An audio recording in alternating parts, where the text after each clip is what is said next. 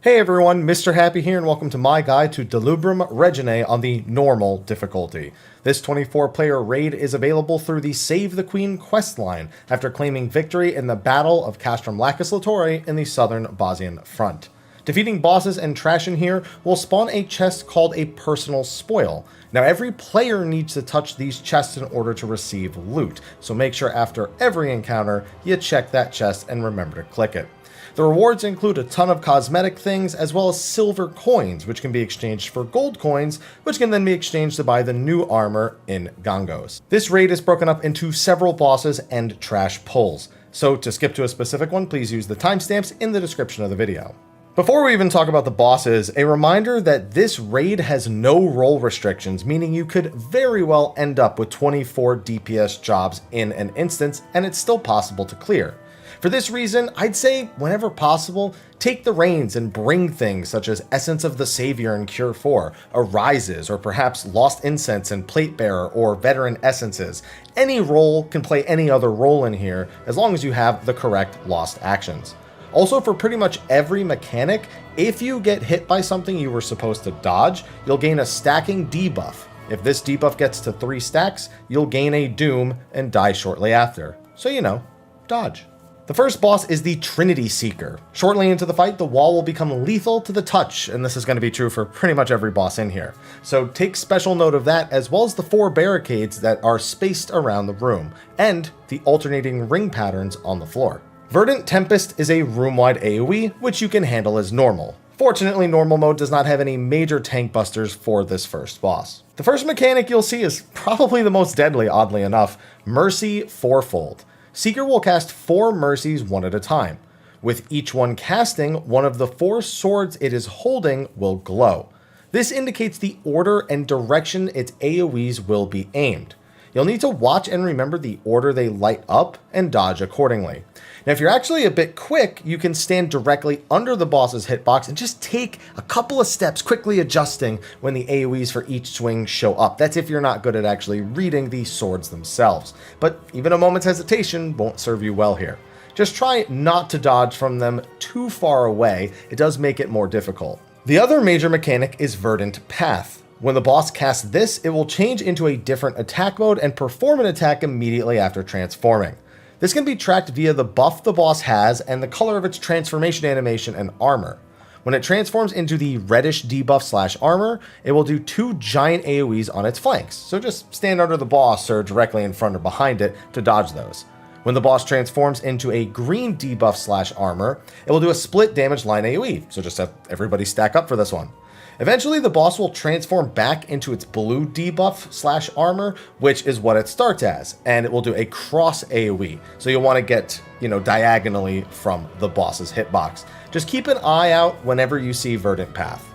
Each different Verdant Path also has its own mechanics to deal with. The red Verdant Path has Baleful Blade, which is either a giant AoE you'll need to avoid, or a knockback. Now, if it's the giant AoE, you actually need to use the blockades to prevent yourself from being hit by standing on the far side of them. If it's a knockback, you'll want to actually be knocked into a barricade so you don't get sent into the wall. Note that if Phantom Edge is cast before Baleful Blade, that is an indication that it will be the knockback variant before the AoE even starts coming out. This will be true for Savage as well. Later in the fight, the red Verdant will also have chains, tethering random players to a single other random chain player. Have all the chains stand closest to the center and then run away from each other once the chain actually forms before it actually damages the 2 people.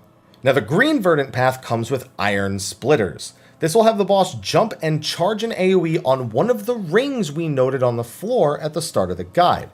All the rings of the same color will pulse an AoE when Iron Splitters finishes casting, so just stand on the opposite color ring.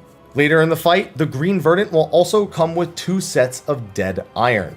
This fires 3 narrow cone AoEs at marked players twice in a row. Just make sure these don't overlap and the people should be fine. Now, the initial Verdant Path comes with the Mercy strategy that we mentioned at the start, so you're going to have to do that anytime that this comes up. But if the fight drags on too long and it repeats the blue Verdant and you get that cross AoE, you'll also have to contend with Seasons of Mercy. This summons 2 sets of crisscrossing AoEs, while also summoning a giant orb and a giant flower AoE that expands on the field. You need to look away from that orb while dodging everything else, or it will petrify you and you're just more likely to get hit by things. So focus on looking away from the orb while dodging the crisscrosses and get away from the flower. Not too bad, but definitely going to get some people, especially if it's your first time. Now the fight will just continue cycling between mechanics as it drags on, but thus far I've yet to see an enrage on this encounter, at least on normal mode. So with that, don't forget your personal spoils, and don't go down there! Don't run ahead, I tried to warn them. Yeah, there's a ton of hidden traps between you and the next mini-boss. Now if anyone has the Lost Perception action, they can slowly run through and unveil the traps. If not, consider having a tank run through with their tank invuln first, while everyone very carefully follows a moderate distance behind them.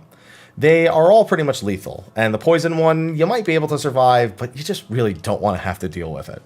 Now once you make it through the next couple of hallways full of traps, you'll come to a giant croc named Duha. This is just a mini boss, so he's a bit simpler than the other bosses themselves.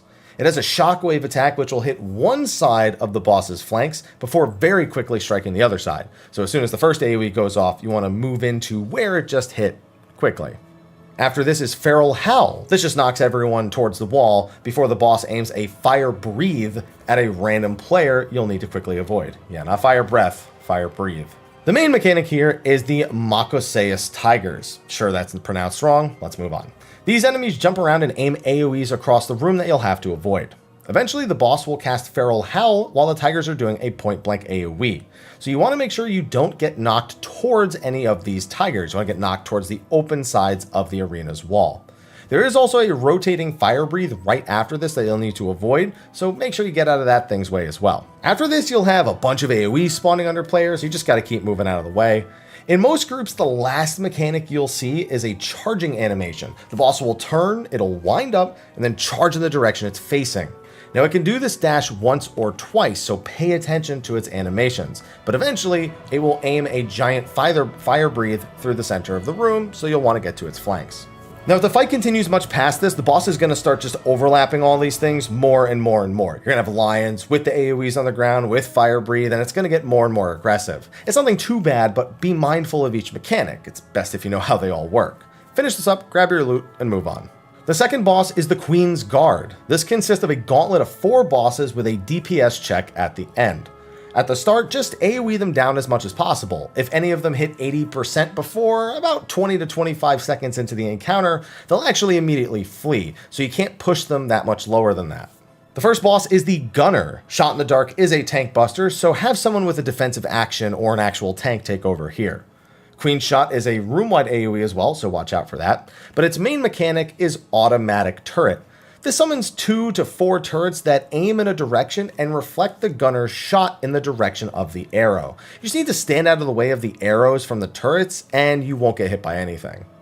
Next is the Warrior. Rapid Sever is the tank buster here, while Blood and Bone is the room-wide AoE. This mob's main mechanic is Bomb Slinger. This summons 2 types of bombs around the room, big and small. Above Board starts casting shortly after, which will lift every player and bomb in the room off the ground. Now everything is going to come crashing back down based on their weight, as it should be, but the big bombs weigh more, so they're actually going to be landing first. Now, what you're going to want to do is stand near the big bombs when Above Board starts casting. That way you won't get hit by any of the bombs in the room. Immediately after, though, the Warrior will actually reverse the weight of the next set of bombs with Reversal of Forces. This means that the big bombs weigh less and the small bombs weigh more. So if you see the boss tether to all the bombs, that means you now need to go stand by a small bomb to safely avoid all the explosions. Now, one little editor's note, this isn't in the script, but I want to make mention of it. I've been mostly clearing these bosses really quick with pre-made groups. So there is a mechanic in Savage that actually reverses the weight of the player as well. I've never seen it in normal, but essentially it's the same idea. If your weight gets reversed, you'll be heavier, so you'll fall to the ground faster. So you want to be standing near whatever's heavier based on reversal of forces or not. The third boss is the Knight, who very unoriginally also uses Rapid Sever and Blood and Bone. The main mechanic is Sword and Shield Omen. When the Knight uses one of these omens, it follows up with Optimal Play. If it's in Sword Omen, Optimal Play is a point-blank AoE, so get away from the Knight. If it's in Shield Omen, it's a very tiny donut AoE, so you'll want to hug the boss. It's that simple. Finally is the Soldier. Rapid Sever and Blood and Bone return here one more time. The main mechanic, though, is Double Gambit. This summons 4 clones around the room. Now, the Soldier will tether to 2 of them with secrets revealed, and these 2 will do a large AoE in their current location, so you're going to want to stay near the untethered clones in order to avoid any damage. Now, the second time Double Gambit occurs, the clones will actually jump around a bit, so you'll not only have to find which ones are safe, but keep track of wherever they've jumped on the arena in order to find the safe spots. After defeating the Soldier, all 4 bosses return and begin charging an instant wipe attack. This is the only enrage that I've seen in normal mode thus far. You need to defeat 4 ethereal wards that protect them before they finish this cast. These shields do have one ability, Coat of Arms. This causes them to summon positional barriers on 2 of their sides. Attacking these sides of the shields will counter you with some damage, a stun, and a stack of that eventual Doom debuff. Definitely avoid attacking them when Coat of Arms is just about to finish casting. Wait and see what sides are safe and then start attacking once you're on the right side. Finish up the shields before the Enrage cast finishes and grab your loot. Oh, and be careful of LB3ing here. You might be tempted to do it, but when those shields are up, it's not going to go so well. Now, there is a short run to the next trash pull with, fortunately, no traps, much to my surprise. The next mini-boss is the Bosnian Phantom. Take special note of the lines and the tiny circles on the arena's floor, as they can be used to track the very few AoEs you need to dodge here. Shortly into the fight, a large rectangle on the floor to the north of the room and a small one to the south will light up with an instant death field. Don't touch it. The main mechanic here is Weave Miasma. This summons patterns of repeating AoEs to the north side of the room. Simply put, you'll want to stand in the moving donut AoEs while avoiding the spammed line AoEs. Fortunately, you can use the little circles along the lines to track each center point of the donut AoEs until you reach the opposite side of the room. Now, at first, it's 1 donut AoE and 1 line AoE, and it's 2 donut AoEs and 2 line AoEs. Which donut you pick doesn't matter, just be sure to follow them as they travel. Now, before the third set, the game will spawn a ghost to the south, which will just knock players towards the north. It doesn't get paired with anything, but it's just there to let you know how far the knockback distance is going to be. Oh, and don't get sent into the wall. That's because it's going to be combined with those moving donut AoEs right afterwards. You'll just have to be knocked into the first donut, and then you can follow it like you normally have been. Fortunately, if you go to the third tiny circle along the lines from the south side of the room, you'll be knocked the perfect distance into the donut AoE. The markers we use here help designate spots for people who don't want to count these circles for themselves. Keep repeating this until the mini-boss is dead, and grab more loot. Oh, and there's more traps down yeah, watch out. The third boss is Trinity Avowed. Wrath of Bosnia is a conal tank buster here that should be faced away from the party, and the Glory of Bosnia is a room-wide AoE. And the wall's death, obviously. The boss itself has a couple of main mechanics. The first is Allegiant Arsenal. This causes the boss to summon 1 of 3 weapons and follow it up with another attack. If it summons a staff, that means there will be a point-blank AoE right after. A bow means that you'll be safe behind the boss, and the sword and shield means you'll be safe in front of the boss. You don't want to be too far from the boss during this, so you can quickly adjust to whatever her selected weaponry is. The other main mechanic is Hot and Cold. This gives every player a temperature gauge that needs to be regulated before the temperature debuff wears off. To accommodate this, the boss will use one of 3 mechanics to give you a chance to fix your temperature. If you fail to do so, you die. The first is Freedom of Bosnia. This summons 4 orbs that do proximity AoE damage in each corner of the room. You'll want to get to the center to mitigate the proximity damage, but afterwards there's going to be 4 orbs. You'll want to deliberately be hit by the orb that will regulate your temperature. So if you have 1 cold, for example, you'll need to be hit by the fire orb that is marked with 1 heat. This can be seen over the top of each of the orbs in order to easily identify it. The second attack is Flames of Bosnia. This covers most of the room in a persistent and lethal fire AoE, so don't walk back into it after it resolves. After a short delay, it forms a ladder game style maze, with swords appearing at the opposite end. For those who don't know, ladder game is where an object going through a maze must turn at every possible opportunity until it reaches the end. So you need to watch the paths that light up and be sure to be hit by the correct swords to regulate your temperature. The final hot and cold is paired with Blades of Entropy. This has 4 back-to-back AoEs appear at the flanks of the boss. The flank being attacked and the intensity of the temperature is designated by the usual meters and swords glowing on either side of her. But at this point you'll notice some players, mostly yourself is the only one you'll notice, might have too heat or too cold. It is very important you get hit by the correct attack to regulate your temperature. So if you have too cold, you'll need to be only hit by the attack that has too heat. If you have 1, get hit by the opposite attack that changes it by 1. Now the boss will repeat hot and cold, though each of the first 2 mechanics that I named will be slightly different. There will be an enhanced orb or sword to deal with the 2-stack temperature players. On Freedom of Basia, 2 of the orbs will adjust temperature by too hot or too cold, and on Flames of Basia, there will be 2 new swords to match the temperature needs of the players. Carefully look for the correct ones and ensure you are hit. Otherwise, just keep watching the weapon swaps, tank busters, and AoEs. Oh, and I did almost forget, the boss will summon clones along the outer edge of the arena with Unseen Eye. These just fire line AoE, so you just need to make sure that none of them are actually aiming at you. Stand on any of the platforms that don't have an ad looking at them. Grab your loot and head to the final boss. No more traps. The final boss is the Queen. This will combine some unique mechanics from her, along with the mechanics from the second boss, so I hope you were paying attention. The death wall will also fluctuate in size, but just stay away from it. Empyrean Iniquity is the room-wide AoE, and Cleansing Slash is a tank buster. Now this buster puts a bleed on the target that hits pretty hard, but more importantly, it also dooms them. The doom can fortunately just be Asuned. The first big mechanic is the chessboard and Queen's Will. This will change the arena to a chessboard and demand the ads she summons to march in the direction they are facing before doing a giant cross AoE. The number of squares they travel is determined by the number marker on their body, so count each one and just get out of their way. I like to line up with one of the ads and just move a few steps to the side once I see how far they are walking. Now this does get more difficult later in the fight. The next time the player sees this, they will get a marker over their head with a number when she casts Queen's Edict. That player needs to travel that distance away from their starting location. Travel too few or too many steps and you're dead. Remember, this is the number of steps away from the start, not just the number of squares traveled. You can't just run in like one giant square to stay in the same spot.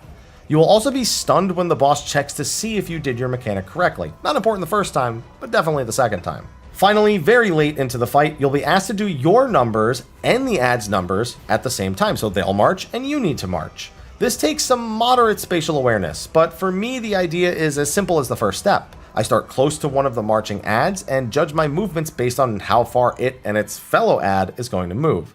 Again, you will be stunned when the boss checks to see if you did your mechanic correctly, so if you're in line with one or both of these ads, you will feel the pain. The only other thing that's going to change after that is sometimes the marching ads are going to spawn actually in the death wall and then walk towards the center. Really, again, just understanding how far they're going to walk and where the safe spots will actually be. Now, between all the chessboards are a number of other mechanics. Northswain's Glow will cause several lines to gradually travel along the cracks between the arena tiles. Any place where the lines intersect, a giant AoE occurs, so get away from any location where the lines intersect. Then there's Heaven's Wrath. This is a knockback, so you'll want to make sure you're on the side of the room that has the wider safe space or you'll go into the wall. You can walk over the Wrath before it erupts, but don't be on top of it when it does erupt. After the second chessboard is Judgment Blade. This attack charges through the center tiles from the side of the room the boss teleports to, and also hits the entire side it has its blades raised to. Find the boss and dodge to the side away from where her swords are facing. Now if you do get hit, it's not automatically lethal, but it leaves behind a nasty damage over time, which you're going to want to Asuna ASAP. After the first Judgment Blade is God Save the Queen. This is a room-wide AoE that also signifies a transition to the more difficult phase of the fight. This is when you'll run into those more advanced chessboards we were mentioning earlier, but also the bosses from earlier will come and do some mixed mechanics whenever she casts Relentless Play. The first combo is Gunner plus Warrior. The Gunner just does automatic turrets with nothing fancy, and the Warrior drops the big and small bombs. Heaven's Wrath will also be summoned alongside the bombs, so you'll actually need to be knocked into the correct bombs in order to survive the combo. The second combo is Knight plus Soldier. The Soldier will summon the clones that it did back in the second boss fight and tether to 2 of them with secrets revealed, so get away from the tethered clones. The Queen will then do a Judgment Blade while the Knight does either Sword or Shield Omen.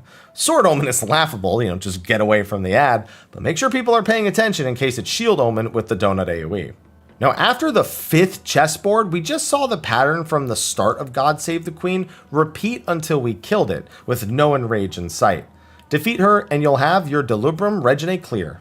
Now, in total, you should get a minimum of 20 silver coins. Now, if you're lucky, you can get gold coins directly and the various other item drops that are available here, including a minion, an orchestrion roll, a hairstyle, the gold coins, like I mentioned, and I've heard you can even earn some of the Savage tier platings, which you need 10 of, but still nice that you can earn them occasionally in normal mode. There is also a weekly quest in Gongos after you clear Delubrum for the first time. So long as you have at least 78,000 metal, you don't spend the metal, you just need to have that as a minimum. You can grab a weekly quest in Gongos that gives 3 gold coins, fast tracking your armor progress. Make sure to grab this after your first clear and then go in again. And with that, that is going to be a wrap for my normal mode guide for Delubrum Reginae. I tried to get this video out as quickly as possible. I've been awake for the last 16 hours or so, and so I'm going to get this rendered, posted for you guys, and get to sleep because I've got more Savage prog, and of course the Savage guide once we eventually finish on the way. So thank you all for tuning in. Be sure to like, favorite, subscribe, and share. Stay tuned to the YouTube channel for the rest of our Savage progress, first clears, and the eventual guide. But with that, I'll see you all in the next video, and until then, take care.